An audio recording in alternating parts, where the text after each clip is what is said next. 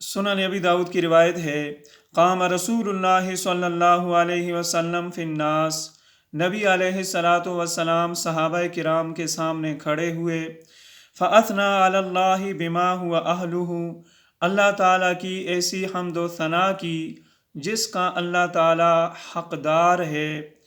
فذکر الدجال، اس کے بعد نبی علیہ السلام نے دجال کا تذکرہ فرمایا اور یہ ارشاد فرمایا، انی انذرکموہ، میں تمہیں دجال کے فتنے سے ڈراتا ہوں۔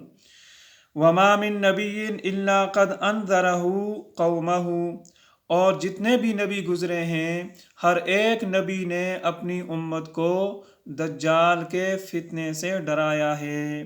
لقد انذرہ نوح قومہ، نوح علیہ السلام نے بھی اپنی امت کو دجال کے فتنے سے ڈرایا ہے۔ وَلَكِنِّي سَأَقُولُ لَكُمْ فِيهِ قَوْلًا، لیکن میں تمہیں دجال کے بارے میں ایسی بات بتاتا ہوں، لم يقلہ نبی لقومہ، جو کسی نبی نے اپنی امت کو نہیں بتائی۔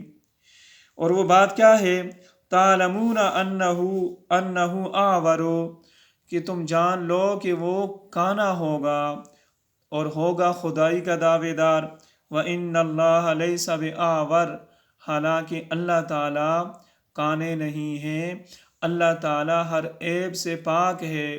اس کے اندر یہ ظاہری عیب موجود ہے، تمہیں اپنی آنکھوں سے نظر آئے گا کہ وہ کانا ہے اور خدائی کا دعویٰ کر رہا ہے، سمجھ لینا جھوٹا ہے، دجال ہے، مکار ہے، اللہ تعالیٰ ہر عیب سے پاک ہے۔